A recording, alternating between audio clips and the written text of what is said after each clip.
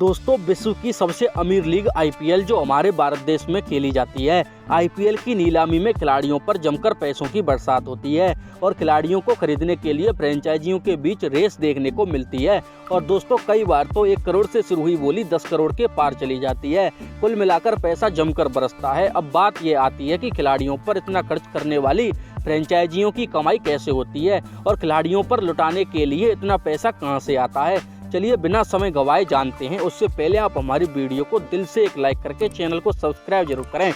दोस्तों, अब बात करेंगे कि आईपीएल की कमाई का सबसे बड़ा जरिया क्या है। दोस्तों, आईपीएल को बीसीसीआई संचालित करता है और दोनों के लिए कमाई का सबसे बड़ा जरिया मीडिया और ब्रॉडकास्ट है। आईपीएल की फ्रेंचाइजी अपने मीडिया राइट्स और ब्रॉडकास्ट के राइट्स को बेचकर सबसे अधिक पैसा कमाती है। और दोस्तों, फिलहाल ब्रॉडकास्ट का जो राइट्स है वो स्टार स्पोर्ट्स के पास है। एक रिपोर्ट के अनुसार शुरुआत में ब्रॉडकास्टिंग के राइट्स से होने वाली कमाई का 20% हिस्सा बीसीसीआई रखता था और 80% रकम टीमों को मिलती थी, लेकिन धीरे धीरे ये हिस्सा बढ़कर 50-50 हो गया।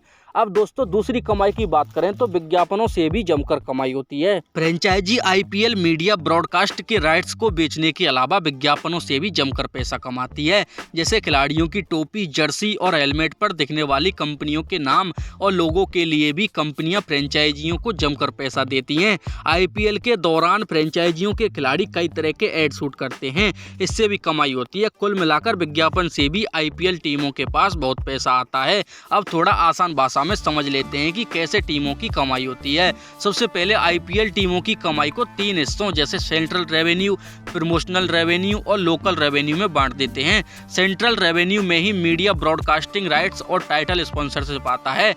इससे टीमों की कमाई का लगभग 60 से 70% हिस्सा आता है। दूसरा है विज्ञापन और प्रमोशनल रेवेन्यू। इससे टीमों को करीब 20 से 30% तक कमाई होती है। वहीं लोकल रेवेन्यू से टीमों की कमाई का 10% हिस्सा आता है।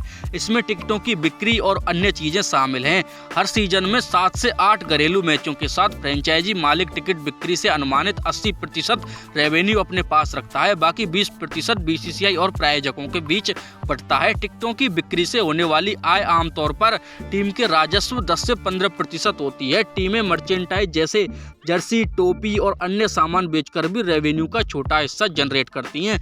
अब दोस्तों, लोकप्रियता और मार्केटिंग वैल्यू की बात करें तो दोनों में जोरदार इजाफा हुआ है। साल 2008 में जब आईपीएल शुरू हुआ तो भारतीय बिजनेसमैन और बॉलीवुड के कुछ बड़े नामों ने 8 शहर बेस्ड फ्रेंचाइजी खरीदने के लिए कुल $723.59 मिलियन खर्च किए थे।